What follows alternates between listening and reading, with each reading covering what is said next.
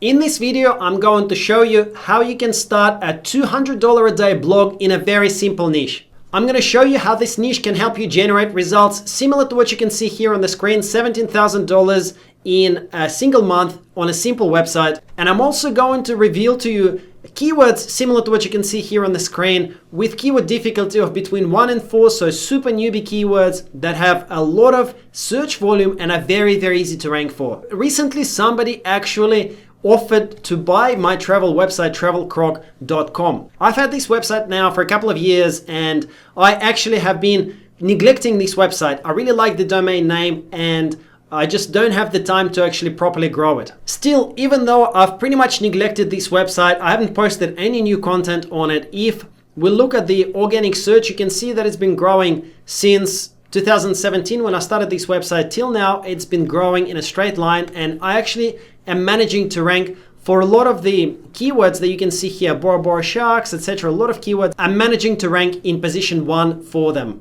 And I am actually getting a decent amount of traffic. So you can see TravelCroc, I'm getting currently anywhere from 100 to 200 visitors every single day. Even though I have been absolutely neglecting this website, I've done 0 on it in the last 2 years. So I know there is potential. Without any backlinks, just by putting up content, I'm managing to get 200 visitors every single day to this site. And that's how I got the idea for this video, because some of you guys might be wanting to start a blog or a website in this niche, and I want to show you how easy it is to actually rank in this niche. First of all, let's try to figure out whether it's actually possible to make money in this niche. So last week when I was making a video, I came across this website, twowanderingsouls.com, and I came across their income report from June 2019. So these guys actually post content that is quite similar to the content that I post on TravelCroc. They just posted a lot more content and they've obviously been spending the time to build up their blog. But let's look at their numbers. So they made $17,811 in June 2019. And if we look at the breakdown of their earnings, you can see that they made $12,000 roughly from affiliate marketing and $5,786 from advertising on Mediavine. So affiliate marketing, earnings are great. But just if we look at advertising, let's try to figure out whether there is actually profits to be made just from traffic and just from ads in this niche. So 5,786, if we divide that by the amount of traffic that they have received, which was 228,285 sessions, we can see that they're making 2.5 cents roughly per visitor that they get onto their website. So if we multiply that by 1,000, we get RPM or revenue per 1,000 visitors of $25, which is pretty awesome. It's as good as a lot of other niches such as home improvement, etc. And certainly my stats on my own TravelCroc website are reflecting similar numbers as well. I'm using Adsense, so my earnings per 1,000 visitors are actually lower because these guys use Mediavine, as they said. However, I know roughly that, I'm making in the same league, like my earnings are not 10 times worse or anything like that. So we now know that this niche is actually an absolutely profitable niche. You can obviously then also promote various affiliate programs in there as well, such as Booking.com, Agoda, etc., etc. So now let's talk about how do you actually get traffic in this niche. Now we know that the niche is profitable and it's absolutely worth getting into, but what kind of traffic can you generate and how? So one of the very common search queries that people interested in traveling type into Google are things to do in, and then you can see, because I'm in Sydney, it's Google is suggesting to me Sydney immediately. But of course, if they are, for example, they might type in something like things to do in Bali, things to do in Adelaide, or things to do in Melbourne, things to do in Melbourne with kids, things to do in Melbourne at night, etc. So this is a very common part of the search query, things to do. So with that in mind, let's jump over to Ahrefs and let's type in things to do and let's search United States just out of interest, because United States is the hardest country for all kind of things, to rank, because that's sort of the traffic that generally is considered the most profitable traffic. So still, let's do this. Things to do, Google, United States, click search, and then we go for having same terms. And now we can see there is 1.5 almost million keywords. Obviously, we need to filter this list down. So let's type in keyword difficulty of between 1 and 4. Right now, there is a bit of an issue with Ahrefs database for keyword difficulty term 0, so that's why I'm going between 1 and 4. Once that's fixed in a couple of days, we can go from 0 to 4, but let's just do 1 to 4 for now. Hit apply, and then we still have 29,240 keywords. So let's go 300 search volume minimum to go for really sort of good keywords. And we've got 1,649 keywords just with the base phrase of things to do. Now, look, this is awesome. Things to do in Orange County, in Pasadena, Cocoa Beach, in Berkeley, Idaho Falls, etc., etc. So let's take a closer look at some of them. So I'm gonna, for example, this one, things to do in Twin Falls, Idaho. 2,300 searches on US Google per month. And that's just of this keyword term. Obviously, there's going to be a lot of related ones. For example, things to do in Twin Falls, Idaho with kids, at night, and so on. But this is sort of the base keyword or key phrase that you can target. If we expand this and look at the search engine results, we can see that on page 1, we've got some really weak sites that will be super easy to outrank. Let's look at a couple of stats here. One is this thing AR. What we're looking for is high AR values, because low AR sites means that they're very strong. Very high AR values means that the website is actually really weak. So we can see one result here with 14 million AR rank. So anything over 1 million is basically a fairly weak website. We can see another one with 1.2, and we can see another one with 6.5 mil. So there are 3 websites in here that are really weak websites. So this is starting to look really good. The other things to look into here are backlinks and domains. So this weak website with rank of 6.5 million has got 0 backlinks, and it's still on page 1. So this is how I normally verify the difficulty to make sure that there are no mistakes. Let's take a quick look at this. So let's open up eaglewood.com.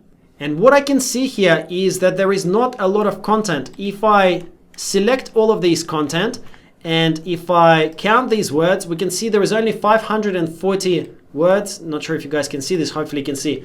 There's 540 words on this whole page. So with very short content, they managed to rank. Now let's take a look at something else here. This one, Traveling Spud. Let's open that one up. And we can see once again, it just says 9 things to do in Twin Falls, Idaho. It says, hi, I'm Katie. So this is not a corporate website. It'll be pretty easy for you guys to compete with this one. Even if you have a brand new website, like let's say you register a domain today, it will still be very easy for you to rank for this. So 9 things to do in Twin Falls, Idaho. Let's select all of this content. Let's once again measure how difficult it is. Okay, so this one is, count these words, 1,187 words. And this domain, Traveling Spud, has got a rank of 14 million. So this is a super weak domain, guys. So now based on this, I am 100% convinced that this keyword will be very, very easy to rank for. And, the content is easy to create. You don't need to create long content. So basically, if you write 1,500 words or 2,000 words, even on a brand new domain, you can probably rank for this. As you can see, there's articles that are ranking with 0 backlinks. So your next question might be, well, how do you actually create content for this? I mean, obviously, there are very nice photos on here. And to create the content, I'm going to explain to you what I did with TravelCroc. So let's say if I wanted to write an article on things to do in Twin Falls, Idaho, I would go and I would search in Google for this, and I would make a list of, let's say I decide to write about 15 things to do in Twin Falls, Idaho. So I will then open this up and I would take a look at this, and it would say taking the views from the Canyon Rim Trail. So I'll actually then start making a list. Okay, like this, taking the views from Canyon Rim Trail, down on the edge of a canyon, and then maybe I'll take another one, Zip the Snake, so something like this. Then I will go into another result, and for Wonder Wisdom, I'll take another 3 from here, just so that it does not look obvious that you're ripping off one particular website. Okay, so you're doing your own research. So I'm going to go here, visit Shoshone Falls. And then maybe visit the Sawtooth National Forest. Okay, so I'll get a couple from here. And then what I'll do is I'll make a list of 15 or 20 things that I'm going to write about. So the content is actually very easy to create because you just have a list of things and you literally write a few paragraphs about each of them and you do that research. Now, where do you get the images? Because obviously to write about those things, it's very nice if you also have the images.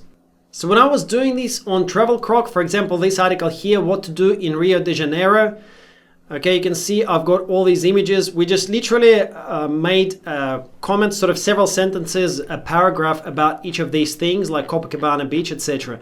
The first way to get this content is you can Google for images that have got the license for you to be able to use on your own website. So let's say when I'm writing about Shoshone Falls, apologies if I'm not pronouncing this correctly, don't know how to say this. Okay, so I'll just take that and I'll type it into Google and Google for it, and I can see these are the falls. Yes, nice. Obviously, I can't use these photos because that would be stealing. So what we need to do is go into images and then go into settings and then go into advanced search. And then here at the bottom, choose usage rights, free to use, share or modify even commercially. Hit advanced search and look at what comes up. Now I can see the images of those same waterfalls, and I can see that some of them actually have got that license. So for example, I can possibly use this photo from flickr.com. So I can just go here and look at the license on Flickr. And when I open this photo on Flickr, I can have a look at the license terms. So let me just scroll through. See, it says some rights reserved. So let's just double check and make sure that this license is correct. It says attribution shareaholic 2.0 generic. All right, so here it says you are free to share and adapt. So it says remix, transform, and build upon the material for any purpose, even commercially. So you can use this photo on your website, provided you adhere to these additional terms. You need to give attribution, so you can look at how to give appropriate credit. But basically, you guys can use this photo. You can just take this photo and use it as your own on your website. And then you can just do the same thing with all of these items that you've decided to cover. You can generally find photos under Creative Commons. If you can't, for whatever reason, just remove that and replace it with another item for which you can find photos. Now, we've covered just one keyword term here for things to do in Twin Falls, Idaho. You actually have another 1,649 keywords to go through in total, which are super low keyword difficulty. So the opportunity is limitless pretty much here, and that's just for United States. You can actually do the same thing for, let's say, Canada. Okay, on your same website, just register a generic sort of travel website, and once you go for Canadian search engine, let's go keyword difficulty to, again, between 1 and 4, and volume we go for from 300 onwards. Okay, there is another 127 keywords here for things to do in Canada. Then we can do the same thing for Australia, and for all other countries that you can possibly think of, you can do this. So for Australia, if we choose keyword difficulty between 1 and 4 and volume from 300 onwards, we're going to get a bunch of keywords here as well, 241 keywords that you can write on here. So the opportunity to publish content and to make money is literally endless. If you do decide to set up a blog in this niche, then I've actually got step-by-step videos on my YouTube channel that you can watch for free that will show you step-by-step how to set up that blog, how to start publishing the content, and how to start making money from this blog. If you'd like even more help, if you'd like my training course and my mentorship package, then just a quick reminder, it's still on a 35% discount right now. Just check the link in the description and use the coupon code YouTube to get the 35% discount. Thank you so much for watching. I hope you enjoyed this video. Click subscribe just below this video. Tick that bell notification icon as well to make sure that you get notified about my future videos. My goal on this channel is to help you make a full-time income online so that you can have a better future for yourself and your family. See you in the next video.